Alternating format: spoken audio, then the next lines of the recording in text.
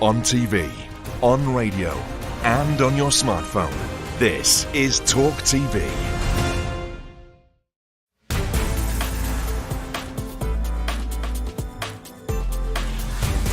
Hey, very good evening and welcome to Jeremy Kyle Investigates. Now, Britain's housing crisis is one of the worst in Europe, with a shortfall of over 4 million homes and a generation of young people facing the risk of never being able to own their own home. In this special edition of JK Investigates, we'll look into what can be done to fix the crisis, the appalling, absolutely appalling conditions some tenants are being forced to live in, and the ever-growing hidden cost of being a homeowner. But first, let's see what has caused this housing catastrophe. The UK's housing market is failing. Around a third of Brits own their home outright, a third pay mortgages, and a third of us rent. But many of those renters hoping to get a foot on the property ladder have had the door shut firmly in their face. Back in 1997, buying a house in England would have cost you 3.5 times your salary. Now a generation is priced out of owning their own home. Properties in England typically cost an incredible 9.1 times annual earnings in 2021. And with an average deposit close to £62,500, buying really is harder than ever. Not least because the third of Brits who rent are spending a rising chunk of their cash to keep a roof over their heads. Last year, the cost of renting a home in the UK reached nearly £1,000 a month. But even securing a place to rent is a challenge. Londoners report literally queuing for a viewing, then being asked to pay several months up front, potentially thousands of pounds in a lump sum. This crisis is often blamed on a housing shortage. The UK's population has grown by 12 million since the year 2000, but the housing supply has not kept pace. The government promised to deliver 300,000 net new homes to England per year by the mid-2020s. But in July, MPs forecast this target would not be achieved. Instead, fewer than 205,000 new dwellings were completed in the year to March 2022 nationwide. But is this a case of market failure or the result of government policy gone wrong? With an election looming in 2024, the government will be trying to reassure voters that they can be trusted to build a better future. Joining me to discuss this are three housing experts. Delighted to have Policy and Public Affairs Manager for Generation Rent, Conor O'Shea, who used to play rugby, more of that later. At The Times, Property Editor Carol Lewis and Property Expert Russell Quirk. Welcome, one and all. Russ, can I start with you? Many people are saying that these increased property mortgage rates are making it nigh on impossible for first-time buyers. We spoke, I think, a couple of weeks ago, and people are, oh, my God, it's 6%. We're old enough to remember when it was 15%. Have people been lulled into a false sense of security over the last few years? I think we've definitely, as a nation, a home-owning, home-purchasing nation, got used to ultra low interest rates. Anybody that thinks that 0.1% bank base rate and a 2% mortgage is normal really needs to think again.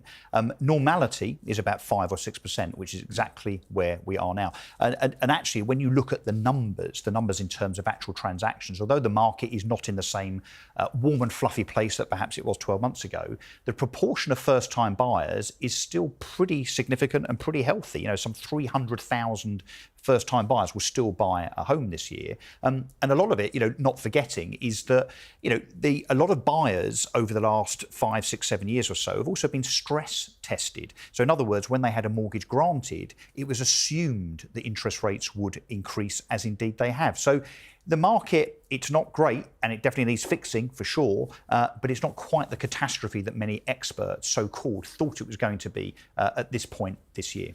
Carol, lovely to have you on, Property Editor at The Times. As I said to Russell, it seems that there is a chance of a whole generation, if you believe what you read, will be priced out. Certainly rentals have gone through the roof, excuse the pun.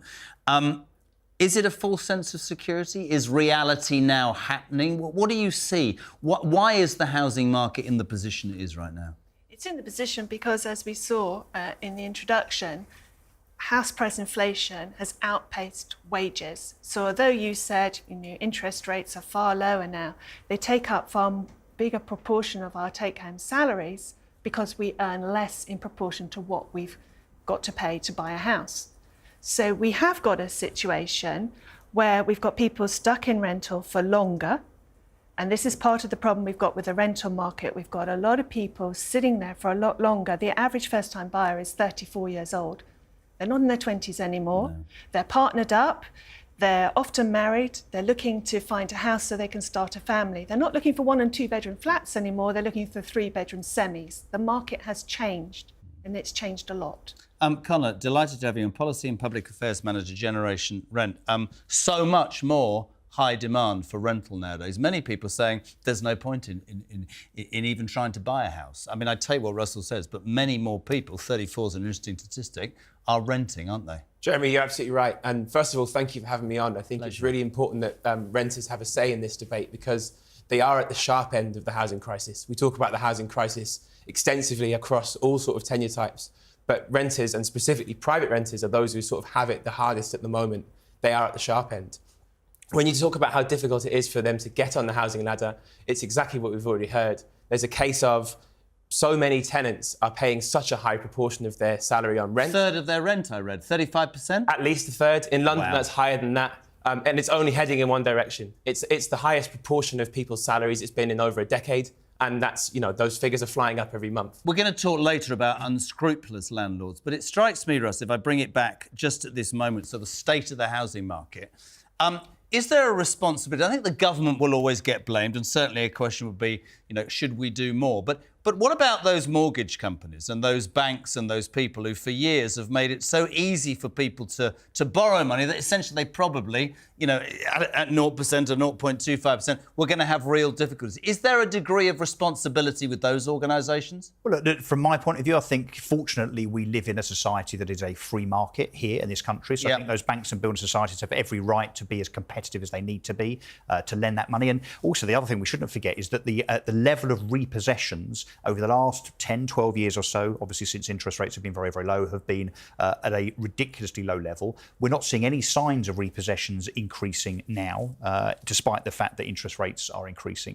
But Jeremy, this whole problem, and I know this gets to the kind of the nub of what the problem with the housing market is simply the lack of supply of homes. And government, of course, have to take a responsibility because despite the rhetoric, despite all the headlines, the stuff that we see in the Daily Express and on the front of the Daily Mail every few weeks, where Rishi Sunak or some random housing minister, whoever on earth he is at the moment, or she, because there's been so many over the last 12 years, 13, I think, they simply use housing as a political football. They don't mean it. They don't really understand it. They don't really want to provide a solution. We did a part the other day on this, and I think it was Benedict Spence who said to me, they're all very good standing up saying we need more houses. Yeah, that's obvious. But in their constituencies, right, if it was going to be built on a piece of green or whatever, they don't. And so as a country, I mean, this is going to be an issue for the next few generations unless we build more homes. Yeah.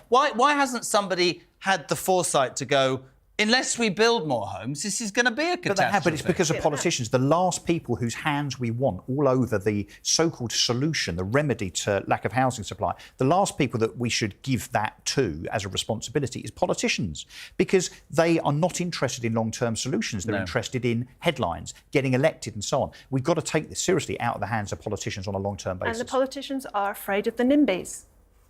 That is the bottom line.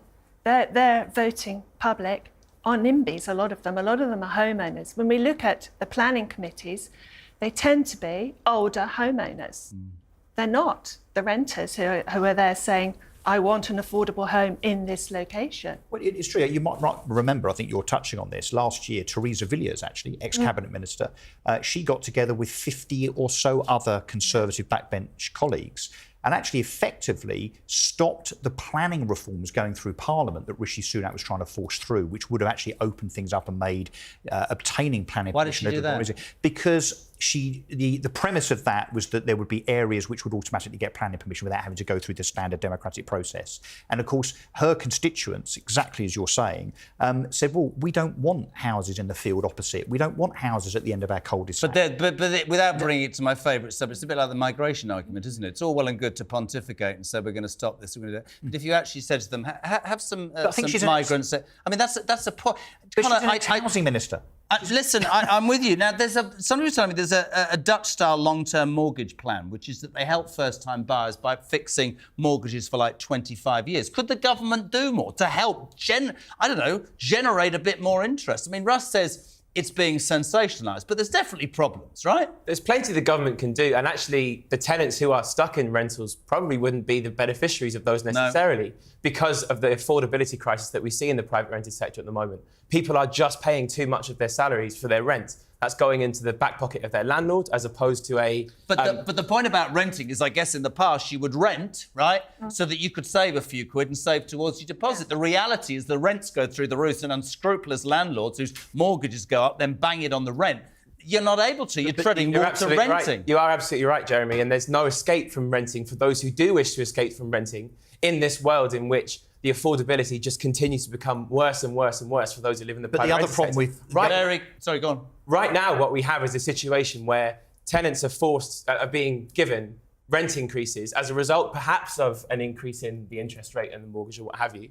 But they have an unaffordable rent increase placed in front of them, and their choice is either we have to swallow this and basically cut back on everything else, and there's no notion at all of saving for a home, or we go out into the market and look for a new property. But the market is so brutal at the moment for private tenants that there's absolutely no way that you'll find something affordable in the area that you're looking for. And then you have what you've put in that VT, all the other phenomena that we're seeing at the moment of people asking for multiple months rent up front. Jeremy, can I just say very quickly, the other thing we need to be very careful about is not now promoting further demand-led incentives, because if you do have 25-year fixed mortgages, the same as, help to buy and so on, all that does is fuel demand even further and push prices up even more. Right, got to get a break. Next on JK Investigates, this is dreadful. Mould, damp and leaks are just some of the sickening conditions that some renters are living in. We'll look into the rise of some people, many people, stuck living in appalling conditions. We're coming back in 3. Don't go anywhere.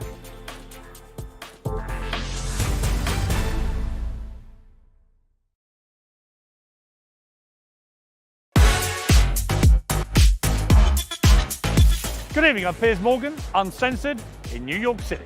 Yeah. King Piers and King Hugh. I think it's only room for one king, man. You know what I'm saying? He's mocked your weight, Trump. Yeah, look at him. Fail. Stop working. Just because they're skin folk don't mean they're kin folk. Do you believe you can win this war? You're making me cry again. They're trying to force you out. Yes, I feel betrayed. Keep it award-winning. Mwah. Lucy Letby will die behind bars. And a senior doctor who first raised concerns about Letby wants NHS managers to be regulated. We needed answers a lot sooner. This is, 7 years down the line? I mean, it's completely ludicrous. We need accountability, we need performance in all walks of life. If this nurse had misgendered somebody on a ward, she'd have been out the door. When they first got together, there were press stories. Waity Katie. That would make her a better Princess of Wales. Ghislaine Maxwell agreed to be interviewed for the very first time. I honestly wish I'd never met him. Donald Trump has just said he expects to be arrested at 7:30 p.m. The Conservative Party can certainly win the next election. Can we? Yes. Labour 29 points ahead in the polls. Can we? Did he say, yes, I have taken drugs and they bent the rules, or lied on the visa application form and therefore got it? There needs to be an intervention around abortion laws. Parliament is sovereign. Parliament can determine these things. The rest of the world has watched on in sort of mounting horror as this story has unravelled. For you, it was incredibly personal. The death toll from the Titanic tragedy has risen to 1,522, and may God rest their souls.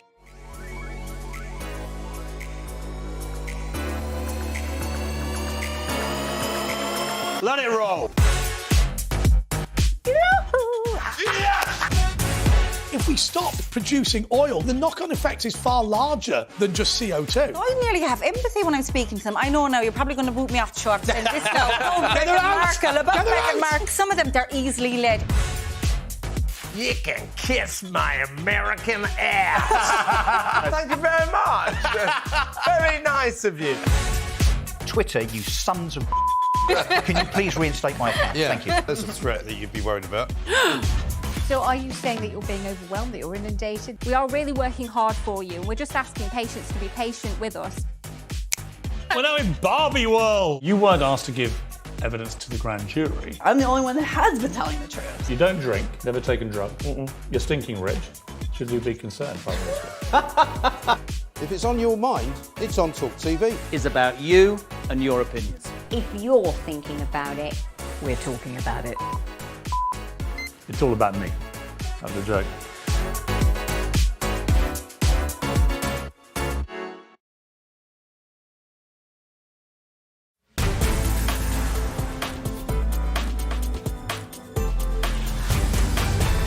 Welcome back to Jeremy Kyle Investigates. So when we talk about problems of the housing market, the one complaint that comes up most often is problem landlords. It's a fact. From issues with mould to leaks to the unsafe cladding that led to the Grenfell tragedy, there are constantly corners being cut. Data shows that approximately 4.7 million private renters have battled mould issues at their homes in the past year, and complaints in 2021 were almost double that of the year before, with the Ombudsman receiving over 3,300 complaints. Now, according to charity Citizens Advice, over 1.5 million kids in Britain, in this day and age, by the way, are living in cold, damp or mouldy homes that just cannot in any way be right. Delighted to be joined by Suzanne Mooner from the Social Housing Action Campaign Group. Obviously, Russell and Carol still with me. Suzanne, if I could start with you. Welcome to Jeremy Kyle Live. Thank you very much, Steve, for coming on. Why are housing associations, seriously, in 2023, for God's sake, in the fifth richest nation in the world, allowed to get away with having these, the mould? It's proven fatal. Why are they allowed to get away with this? Why is more not being done? Well, first of all, there's a massive problem with access to justice. It's very, very hard for tenants and residents to be able to take complaints anywhere and get them dealt with seriously. A lot of it rests with the landlord themselves. So if they're not interested, they just won't respond. And then you have to wait a few months. You have to go first through the landlord's complaint process. Then you can go to there's your options, the Ombudsman. You could try and take it to court, but all of those are absolutely fraught with problems. Not least, legal aid has been removed from most housing issues, so you can't get legal aid. Sorry, hold on a second. Legal aid's been removed from people from this country moaning because their rental properties are covered in mould, but you can get on a boat and come to this country and get legal aid in a heartbeat, yeah? You could, well, Wow. I don't want to comment about people being able to come and get legal aid, but certainly it's very, very difficult for people to get legal aid with their housing problems.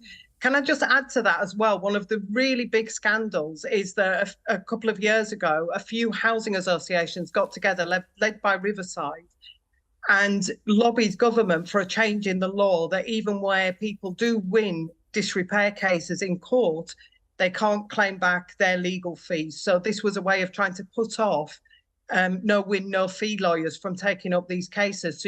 And government actually changed the law, but they haven't enacted it. Isn't it interesting? You describe a rental system, and we're talking about unscrupulous landlords. They're given free rein, aren't they? You're talking about a system that says, you can buy a huge number of properties, probably with mortgages that you can't afford now anyway. It doesn't matter what condition they're in. We're in such a housing crisis, people will be forced to live in them and actually, can lose their lives. And there's no control over that. That's appalling, Suzanne, isn't it? Yeah, it is. And that's why we exist. We wouldn't exist if these problems didn't exist. So it is an appalling situation. There's been a real tilting through a deregulation of the sector, through changes in legislation.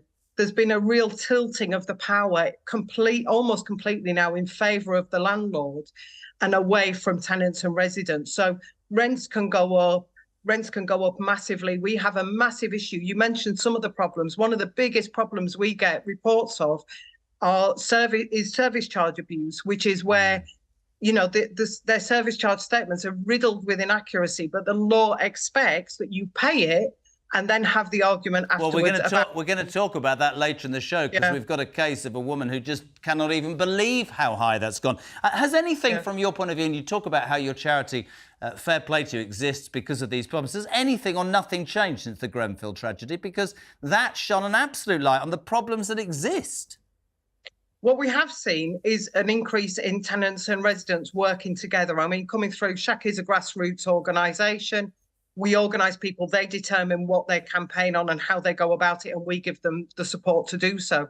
So what we seem to have lost in this country was a housing movement as such, where people were kind of creating that power themselves to be able to fight back against these bad landlords.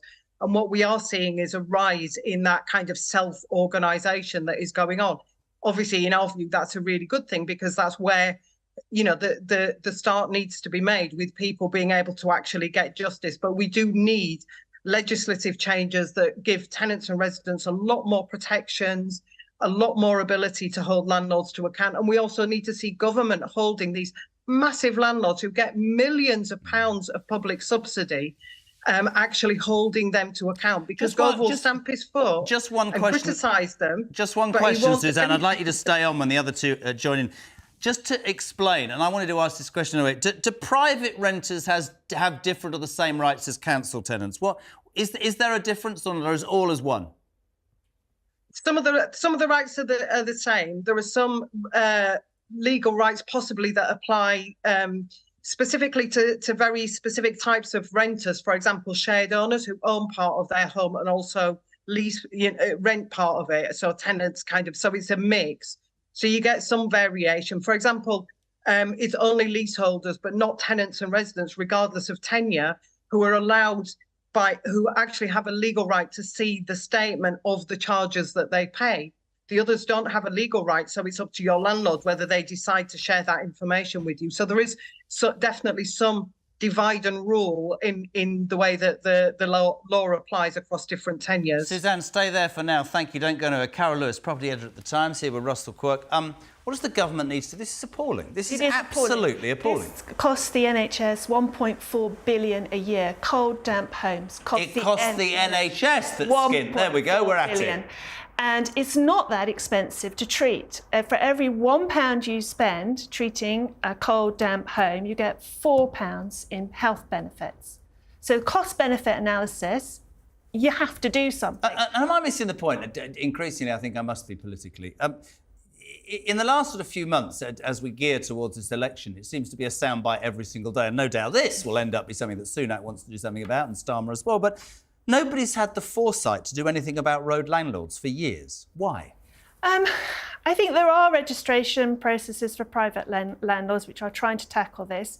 In our experience of writing about this issue of damp and cold and substandard housing, it's often the housing associations that just will not respond to the tenants. They will send people out. They'll just keep sending people out who don't do anything. Because they're not bothered. Kicking the can down the road. Because they're not bothered, because they don't want to spend the money, I guess. Russ? Legacy of Grenfell, now that that's been mentioned, there are still something like 500 blocks of flats across Britain that have not been remedied, that right now have unsafe and cladding that's effectively still a fire hazard 6 years on. So that the government have absolutely dropped the ball in that respect. When we talk about landlords, though, I think that we do need to be careful to differentiate between what we call registered social landlords, so they're housing associations, and private landlords. Now, believe me or not, most private landlords are not big corporations with hundreds and hundreds of properties. They are people that have bought 1, 2 or 3 properties for their retirement, and they are generally, 99% of them, very, very good landlords and very good people. Where it's gone wrong, I think, is that those housing associations, those registered social landlords that were actually set up by government, they're a public sector body, there's about 1,500 of them, by the way, they effectively have taken the place of the council. So they've allowed councils to abdicate their responsibility for social housing. And the housing associations, largely, not all, have become entities now that are more interested in building houses for profit and actually paying their CEOs £200,000, £300,000, £400,000 a year. If you don't believe me, look it up. And the other thing that I think is something that we really need to focus on here as part of the remedy is that there is a very, very cosy relationship now between councils and planning authorities and housing associations. Is that true? So, and I'm just going to suggest, if we join the dots, a council who is actually responsible for better homes standards, so it's the council that should go in and make sure there's no mould, there's no electrical issues and so on.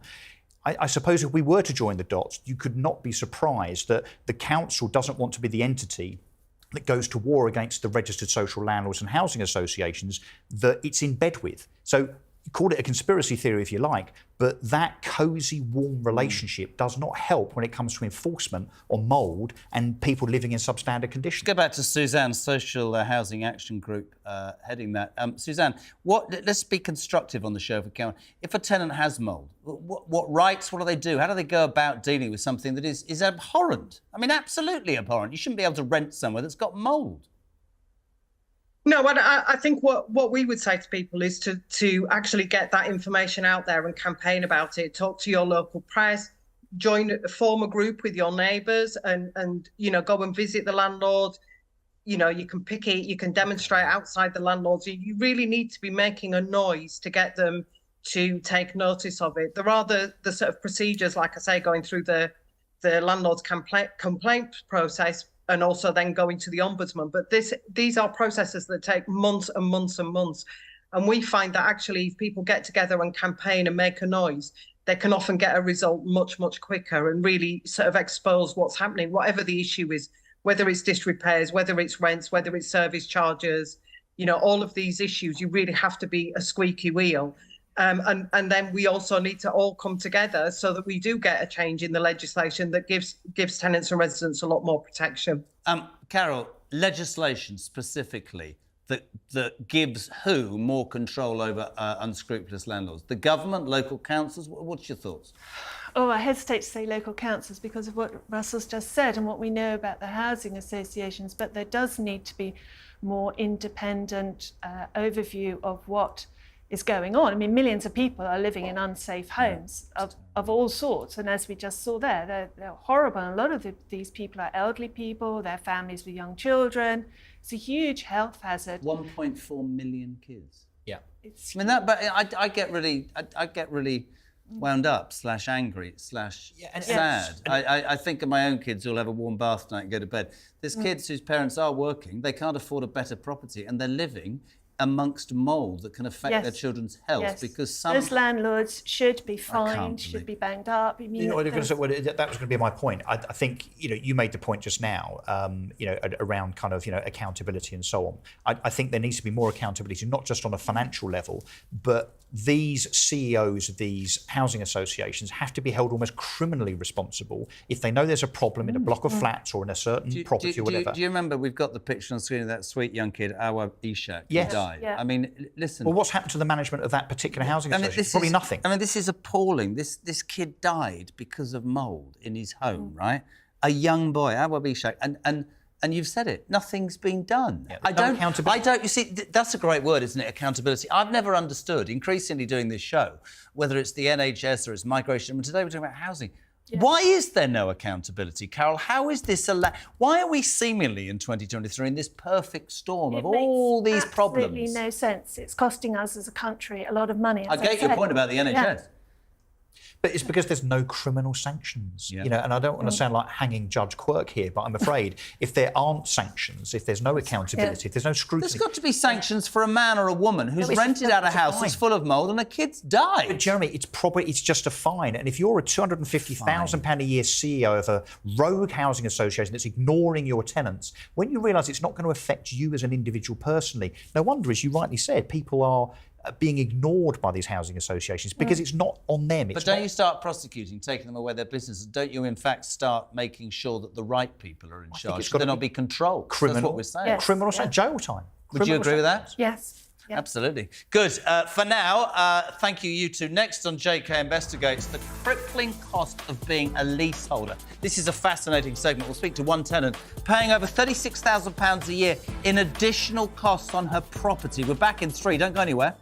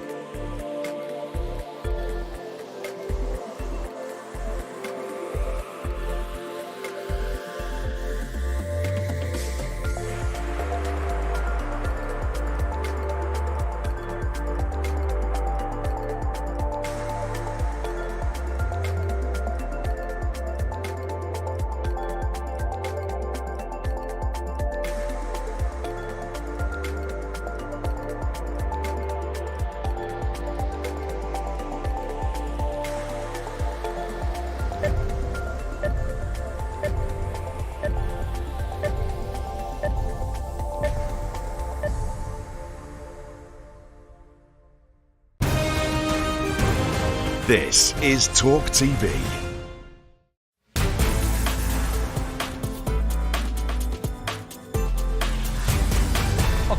Welcome back, my friends. You're watching Jeremy Kyle Investigates. Now, desperate, powerless and flawed. That's the feelings by many leaseholders who, despite technically owning their own property, are having to pay mounting additional costs on that property. These extra charges might include ground rent, legal costs, and some are even paying over £300 for a doormat. It's unbelievable, this. The government had originally laid out plans to abolish the leasehold system, but again, in a U-turn by the Housing Secretary, the scrapping of the system will not happen this year. Instead, Michael Gove, yes him, has set out proposed law changes that will give further protection to leasehold tenants. However, these changes have not been widely received, with some campaigners slamming the new laws, saying it is simply more sticking plaster reform. So my question tonight is, what is wrong with our leasehold system? Earlier, I spoke to Harry and Anna Scoffin, who've been stung, and I mean stung, by extortionate fees. Here they are explaining their difficult situation. It's a flat. It's a no-frills block. It's a 3-bedroom flat in a fabulous position. I'm in a lovely spot in London. But I'm actually in quite a scary position, to be honest. One that keeps me awake at night sometimes. I pay £33,000 in service charges. And when you add, Jeremy, £900 of ground rent and utilities... Is that monthly? I think that would be for the year, the ground rent. I think it's about £40,000 a year. And there is no swimming pool, there is no garden, there is no gym, no cinema room, no conference room, no I'm really confused. So you bought this house... Flat. Leasehold? Yeah. Thinking it was going to be amazing. But what did they tell you legally? I mean, your son Harry, you said to me when we were on affair, I'm campaigning for this. There's basically 5 million leasehold homes in England and Wales. 20% of the housing stock is leasehold, and it's basically a feudal system that goes back to 1066, William the Conqueror nicking all the land. And what we're saying, we set up this campaign, Common Hold Now, April early this year, is that when someone buys a flat, they should be, or a home, they should be able to own it outright and not have these freeholders that are basically freeloaders. Did you have a solicitor when you bought this flat? I think we probably did. Yeah, of course we did. We went But in through the normal conveyancing process of being with your solicitor, are you telling me that for people tuning in, they'll be expecting me to ask, are you telling me that nobody explained to you what a leasehold was? Absolutely not. And I truly believe... Well, I'd sue your goddamn solicitor right now, and I'm being deadly serious. I didn't know that the building would be so run down. Yeah. We'd have something like 12 floods in 2 to 3 years, and we'd have the carpets infested with moths and beetles because they've never been cleaned, Jeremy. So you buy your flat in a block. And you think you own it. Sorry to interrupt. No, brilliant. And you think you own it, but actually suddenly you're hit with this bill. Yes. And part of it, and I read it here, run down. The communal area is appalling. I mean, what are you getting for 40 grand a year? Nothing. I'm absolutely getting nothing. I'm getting ripped off. And I have a message. Can I give a message? I have a message, first of all, to all the young people, to all the people who have a dream. They have a dream of owning their own home. I'm going to say to them, if they can't afford a freehold property, or perhaps they're living in a town or somewhere where there are no freehold properties, please, please, please don't buy a leasehold property, because it could quite likely ruin your life, ruin your mental state and ruin your finances. I think the point that I was trying to make, Harry, before was when I said about your solicitor, I mean, I think that message is really important.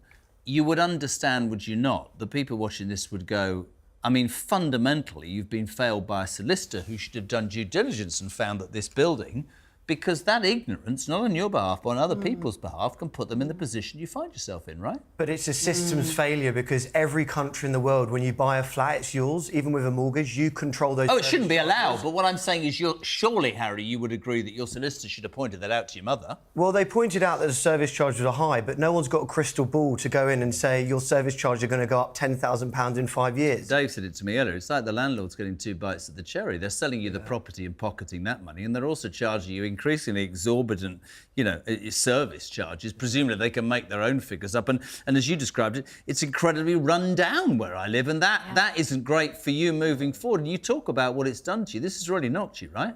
Well, it has. I mean, I'm basically terrified on the one hand, and I'm extremely angry on the other. And if I decided to stop paying, then they could take my flat away. Are you keen to sell up and move on because of what's happened? But why should I? Yeah, I get can't that. anyway, unless I give it away. But why should I? Why should I have to sell my property because I'm being screwed, basically? There's a lot. Sorry for that. No, May, you can say screwed. There's a lot of conversations around this housing crisis. We can talk about that. There aren't enough houses being built, and the fact that we've got an immigration issue in this country. But landlords, certainly renters, are struggling big time, and landlords, in my mind, and this is another example, probably need far more control and regulation because, Harry, as your mum says, they can seemingly charge whatever the hell they want. Yeah, and the thing is that there is a distinction between leasehold and renting. In a well-functioning rental market, if you're getting screwed over by a bad landlord or you're in a bad property, poorly maintained, you can leave that landlord behind. The problem with leasehold is you sink your life savings into a property, you don't own the bricks, you don't own a single brick, you don't own bricks and mortar, and the reality is you've got a landlord who's got a financial interest in seeing your building as an income stream, your home. And the key issue here that we want all the viewers to listen to is that you have no control over that landlord and they can completely trash your capital value.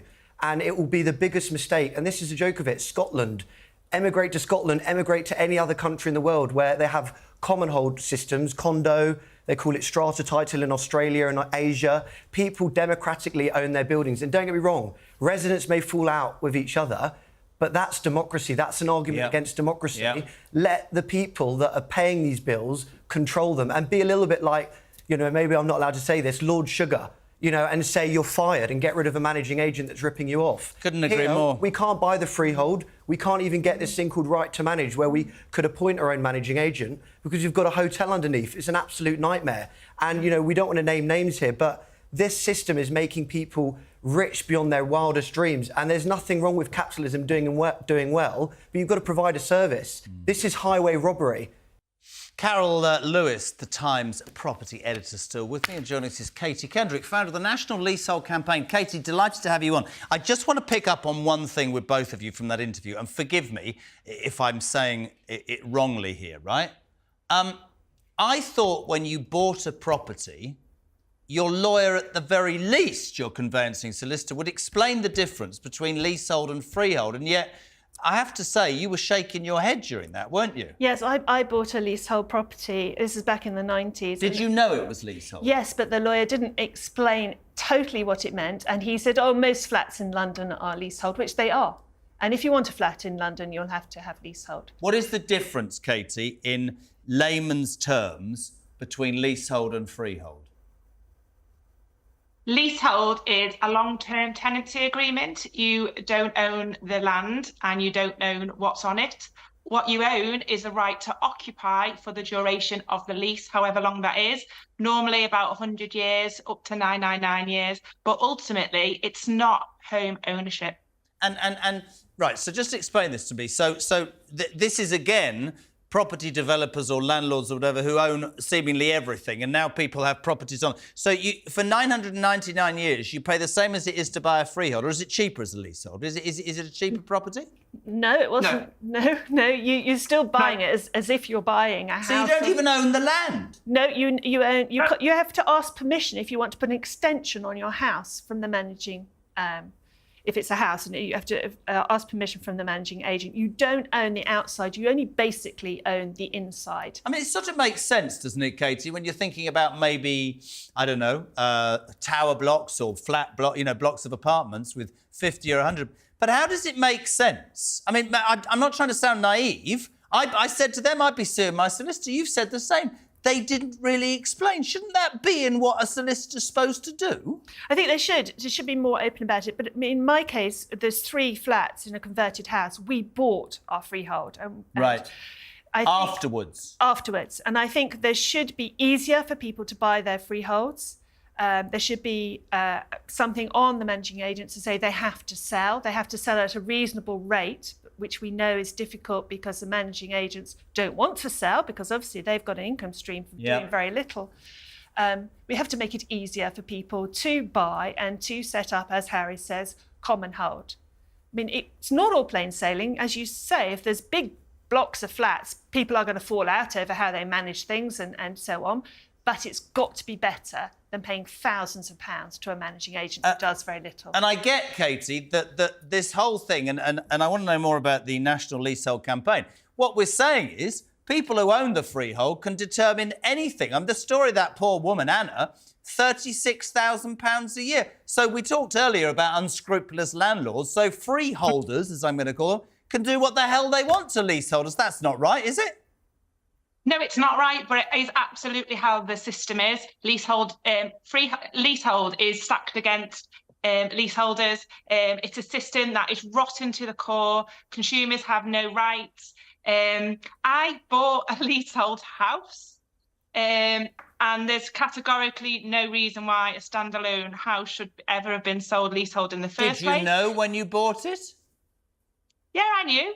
I didn't have a choice because I used the government's Help to Buy, which had to be used on a new build property.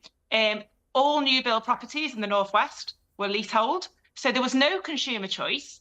But the sales staff said, don't worry, you can buy your freehold after 2 years. And in law, we do have the right to buy our freeholds after we've lived here for 2 years. But what did the developers do? They went and sold it from beneath us after I moved in after 18 months to somebody else. And then the price to buy my freehold rocketed from 2,000 to 4,000 that the sales lady told me up to 14,000. My neighbours went from 5,000 to 40,000 pounds. Leasehold is a cash cow. You have no control. If I had known that I was entering into a blank cheque, into such a feudal system, I would never have done it. It's absolutely outrageous. I mean, there was that story the other day, but a resident was being charged 360 quid for a doormat. Yeah. By his free. I mean, it's ridiculous. Sorry, I mean, you're the Times property expert. You don't look shocked by any of this. I'm utterly gobsmacked that landlords can get away with putting, mould in there or leaving mould in their properties and still rake it in and people can die. And now apparently people can just have the freehold, sell leasehold and do what the hell they want. What's wrong with this country? I know. Michael Gove has banned it on new builds now, but he needs to go further. He needs to do something for all those people who've got existing leasehold properties. Katie, you agree with that? Yes, I do, but there have been no legislative changes that they can't build leasehold houses. We're still waiting for the promised legislation. So actually, as it stands, yes, through our campaigning, we've stopped developers building new leasehold houses. But actually, there's been no legislation, and there's nothing to say unless we get that legislation through that they won't drop back to selling houses as leasehold. What would happen if they abolished the leasehold system? What would happen? Well, they absolutely need to. Leasehold is not fit for purpose. We don't need leasehold. We're the only country, us and Wales, that have this ridiculous feudal system. The rest of the world have done away with it. We need to move to common hold. That it can be a viable option, but leasehold makes developers, freehold is far too much money. Why are they going to go to common hold? Because they, it though? gives us the What control. it is what I always get worried about. Who's they? This makes perfect sense. Common hold makes sense. It means, again, that not a small number of people are raking it in and screwing people over, isn't it? Yes. Absolutely. Yeah. But it's, Absolutely. I guess there's some powerful people making a lot of money out of this. Honestly, Really I tell you is. what, Katie, I don't know about you, but I mean, I do this show every single night, and the more I see and the more I learn, it destroys me. No doubt, Harry, yourself as well, Carol, believe that abolishing leasehold would happen. But, maybe it'll be another thing that Sunak comes out with as the election holds. But you don't hold up much faith, do you? Very, very briefly, Katie, you don't hold much faith. What about your personal situation? Where are you left? I have now bought my freehold, but obviously I'm now campaigning because flats don't have the same voices that we do because they don't want to upset the neighbours. But actually, those are currently trapped in leasehold houses, and flats cannot sell because of the terms of their leases. So the housing, it will ground to a halt because sales are falling through every single day, and people's mental health is on the floor because this system is just rotten and it's causing so much distress. Katie Kendrick, founder of the National Leasehold Campaign. Thank you very much indeed. And Carol Lewis, property editor of the Times. We want to start a campaign in the Times. They should abolish it, shouldn't they? Yes, we keep calling for it. You keep calling for it? Yeah, they should absolutely abolish it. Right, next on Jeremy Kyle Investigates, we'll delve into finding out what solutions there are to sorting Britain's housing crisis. I'm back in 3.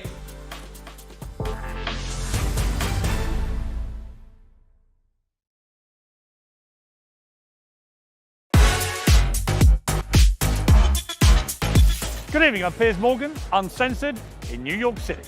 Yeah. King Piers and King Hugh. I think it's only room for one king, man. You know what I'm saying? He's mocked your weight, Trump. Yeah, look at him. Fail. Stop working. Just because they're skin folk don't mean they're kinfolk. Do you believe you can win this war? He's making me cry again. They're trying to force you out. Yes, I feel betrayed. Keep it award-winning. Mwah. Lucy Letby will die behind bars. And a senior doctor who first raised concerns about Letby wants NHS managers to be regulated. We needed answers a lot sooner. This is, 7 years down the line? I mean, it's completely ludicrous. We need accountability. We need performance in all walks of life. If this nurse had misgendered somebody on a ward, she'd have been out the door. When they first got together, there were press stories. Weighty Katie. That would make her a better Princess of Wales. Ghislaine Maxwell agreed to be interviewed for the very first time. I honestly wish I'd never met him. Donald Trump has just said he expects to be arrested at 7:30 p.m. The Conservative Party can certainly win the next election. Can we? Yes, Labour absolutely. 29 points ahead in the polls. Can we? Did he say, yes, I have taken drugs and they bent the rules, or lied on the visa application form and therefore got it? There needs to be an intervention around abortion laws. Parliament is sovereign. Parliament can determine these things. The rest of the world has watched on in sort of mounting horror as this story has unravelled. For you, it was incredibly personal. The death toll from the Titanic tragedy has risen to 1,522, and may God rest their souls.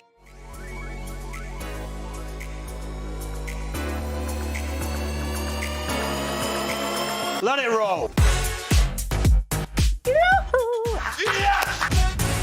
If we stop producing oil, the knock-on effect is far larger than just CO2. I nearly have empathy when I'm speaking to them. I know now you're probably going to boot me off the show after saying this now. Get her out! Meghan Markle. Some of them, they're easily led. You can kiss my American ass. Thank you very much. Very nice of you. Twitter, you sons of Can you please reinstate my account? Yeah, Thank you. There's a threat that you'd be worried about. So are you saying that you're being overwhelmed, that you're inundated? We are really working hard for you, and we're just asking patients to be patient with us. We're now in Barbie world. You weren't asked to give evidence to the grand jury. I'm the only one that has been telling the truth. You don't drink, never taken drugs. You're stinking rich. Should we be concerned by this?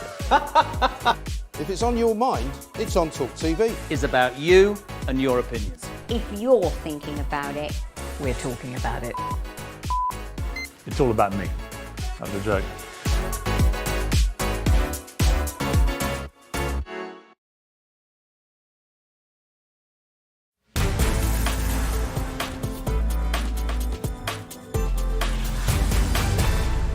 Welcome back. You're watching Jeremy Kyle Investigates. Now, across the UK, housing prices and rents are quite literally going through the roof. In England, we now face average property costs, which are over 10 times average salaries, alongside soaring rents, which jumped by 4.4% last year alone. And as depressing as this is, it's not surprising that the chronic lack of house building in this country is to blame. In 2022, the government pledged to build 300,000 new homes, but, of course, they fell woefully short, missing their own target by around 100,000. Countless solutions, such as rent caps and cutting red tape for developers, have been suggested, but so far, nothing seems to have been implemented. So just for this final bit, I want to know how we can fix Britain's housing crisis.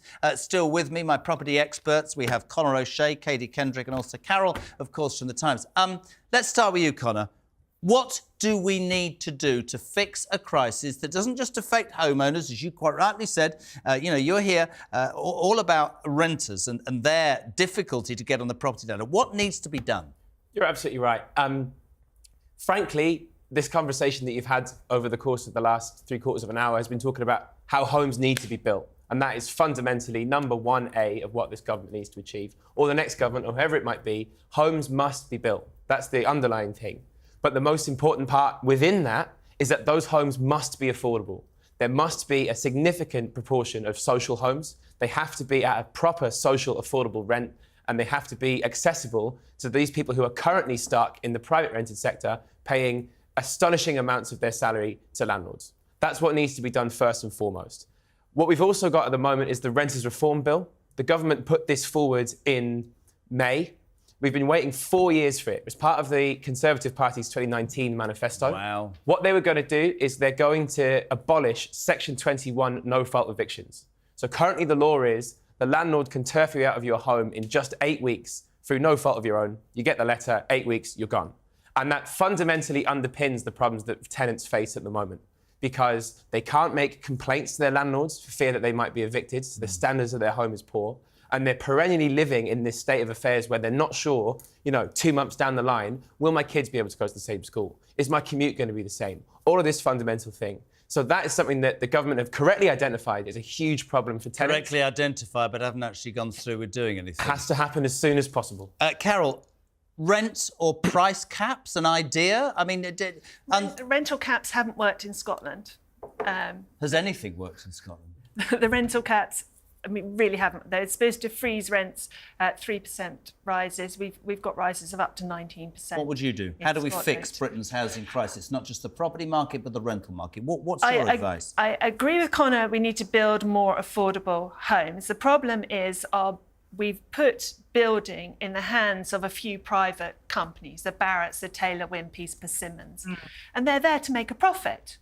And of course, they're only going to build out and sell at a rate that gives them the profit. What we should be doing is using public sector land. We should be finding a way to directly commission housing, maybe not going back to council housing, but we need to build more affordable, properly affordable, that's not for profit housing in this country. And you would think, wouldn't you, that the government could see it as a social issue, and you're quite right, rather than farming it out to these big developers who make millions, trillions of pounds worth of profit, it should be something that we provide for people at a cost, a bit like the NHS, but that's supposed to be free at the point of service. Can I go back, please, to Katie, a founder of the National Leasehold Campaign, doing a great job. I mean, an hour ago, I didn't know what it was about. I was thinking, why wouldn't people know? But it's absolutely appalling. I absolutely throw my weight behind that. We should definitely ban leaseholds. What would you say, apart from that, is the way to cure Britain's housing crisis, both rental and property, buying properties as well? We need to build affordable homes, but we need to build them at the right tenure. There's no point in creating more leasehold because it's not going to help the problem. It's only going to perpetuate the problem. So we do need to ban leasehold moving forward. We need to look at shared ownership, which is actually not shared and not owned. It's part leased, and it's another ridiculous system that we need to look at. So building more homes, it's very important that we understand what we are building, because currently building more of the same rubbish is not going to help anybody in the long term. It's interesting, Katie, because we started this show by talking about how politicians are really good at pontificating and standing up in public saying we need more homes. But when push comes to shove and the tick on your box, their constituents say, yes, we want a greener community and yes, we want more housing, just not in our bloody area. That's the problem. It should be for the greater good of all, shouldn't it? Of course it should, but it should, those people that pay the mortgages, that pay the bills, should have greater control. And currently, in the leasehold system, which is 5 million people are leaseholders in this country. So it's a massive problem. You've got to fix the current before you move on to the future, because otherwise the problem's still going to be there. It's not going away, it's just getting bigger. Katie, for now, thank you. Just to finish, Conor, briefly, I haven't got much time, but rental caps apparently haven't worked in Scotland. Are you advocating for them in the United Kingdom? Well, Great Britain. I mean, England, whatever you want to say. Well, the thing about rent controls, and the jury is sort of still out in Scotland, because the situation in Scotland is that they're capped on properties that you're already in, the tenancies that you're already in. And we're seeing discrepancies, allegedly now, between those who are in tenancy and those who are looking for a new tenancy. That's where this 18% number has come from. And what we need to do is ensure that 18% comes down as well. So there's no necessary need for landlords to increase by 18% every time there's a new tenant in their property. And we would implore those, especially landlords who don't have mortgages attached to their properties.